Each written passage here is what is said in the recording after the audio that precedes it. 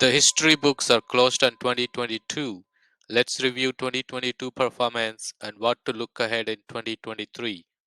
Also, what to expect during the first trading week of 2023. Welcome to Take It Easy Trading, your channel to get some stock market and macroeconomic updates, stock analysis, and weekly reviews. Please subscribe, like, and click the bell icon to get notified of the new content. 2022 is the year many investors want to forget. Topics in this video: 2022 performance. Are there brighter days ahead in 2023? And for the first trading week of the year, what is the market momentum? What are the economic calendar events and earnings? 2022, a year for the record books. First, let's look at the trading on the Friday. The indices were almost little changed. In the momentum, we can see 19 out of 30 stocks were down in the Dow Jones and 11 stocks were up. For the S&P 500, 358 stocks were down, whereas 133 stocks were up. So for the whole year, Dow Jones is down 8.8%, S&P is down very close to 20%, and Nasdaq is down 33%. Oil ended the year up just 7%, and the bonds were down 12.5%. And there were only few places that you could hide in the market. Now let's look at the heat map for the entire year 2022. Apple is down 27%, Amazon is down 50%, and Tesla 65%. It was not the year for the FANG stocks. Energy is up big, as well as the healthcare sector stocks as well. Energy sector was up almost 57%. Value and defensive sectors outperformed in 2022. All the growth sectors lagged in 2022 as the yields climbed. The worst performing sector is communication services, down almost 40%, followed by consumer discretionary, down 37%, and the information technology and the real estate almost down 28%. Now, the year we ended Fed rates at 4.5%. We had a 50-point basis hike in December, and the prime rate is 7.5%, and unemployment rate at 3.7%. And the yields for in the 2022 year ago, they were 0.73%. The 2-year treasury jumped to 4.41%. The 30-year treasury was 1.93%, and now we ended the year with almost close to 4% yield. Now let's look at the mortgage rates. In the year starting, we had 3.25% for the 30-year fixed, and we are ending the year almost at 6.84% for 30-year fixed. 15-year fixed, we started the year with 2.5% and ending at 6.19%.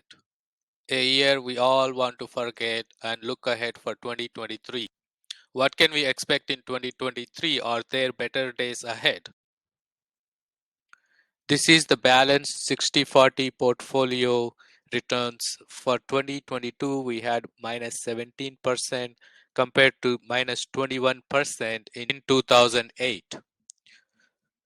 I believe the inflation should continue to moderate and the Fed should pause its rate hiking campaign in the first half of 2023. While the economy may weaken, I do not see a scope for a deep or prolonged recession. So in this backdrop, I would expect the balanced portfolio of equity and bond markets should start to recover later part of 2023. You could see in 2002, after a down year of 10%, followed it up with a 17% positive return. In 2008, a down year of 21%, followed it up with a gain of 16%. So in 2022, we had a 17% down. And what would we expect in 2023? If the history repeats, we may see a positive return for the balanced portfolio. Perhaps one of the most notable trends in 2022 was the outperformance of value versus growth. Over the past decade, particularly after the great financial crisis of 2008, growth outperformed value for most of the years, especially through the pandemic period. The interest rates were 0.5% during this period, which offered cheaper borrowing costs and broadly supported risk appetite. As the interest rates rose rapidly in 2022, we saw downward pressure on high valuation assets, including the growth stocks, and many investors were gravitated towards more defensive value sectors. In 2023, I would expect the value to continue to outperform growth in the near term. As the Fed pauses rate hikes, we could potentially see the growth stocks continue to rebound. While growth stocks can bounce, the sustained period of growth outperformance like we saw in the past decade, it may not be in the cards for 2023.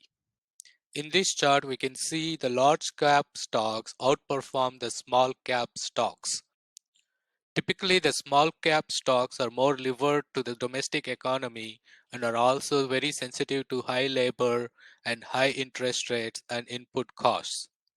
So they underperform in economic downturn or inflationary periods. In 2023, while the small cap stocks are relative underperformers in the economy which enters a downturn, they can also be the leaders when the upside during the periods of recovery. We could start to see small cap stocks potentially outperform. You can see post tech bubble for 5 continuous years, the small cap stocks have outperformed. Even after the financial crisis in 2008, 3 continuous years as the economy rebounded, the small cap stocks have outperformed. The average bear market has negative 34% return and lasts about 15 months, while the average bull market has a 167% return and lasts about 3.8 years. So throughout the history, every bear market has number one ended and number two led to a bull market that is longer and stronger than the bear market that preceded it. So as we bring this tough 2022 to a close, let's toast to the potential start of the new bull market perhaps in 2023. Also, please watch my other videos, Tesla and Apple outlooks on 2023, 23 trading tips for 2023 inspirational quotes. Watch it every day to get inspired. Now let's look at the first trading of the new year. Market momentum for next week. There are 63% of the stocks above 5-day moving average compared to last week of 47%. That is a positive bias. Whereas in the 100-day moving average, we slightly improved from 40.75% from last week to 43.87 this week.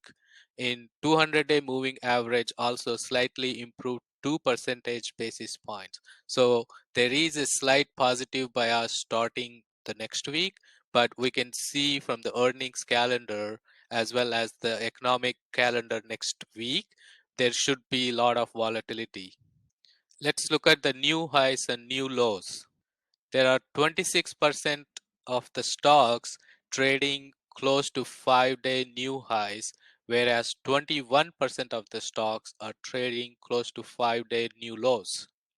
And for the 3 month, we have only 3% of the stocks trading close to the 3-month high, whereas 5% of the stocks are trading close to lows.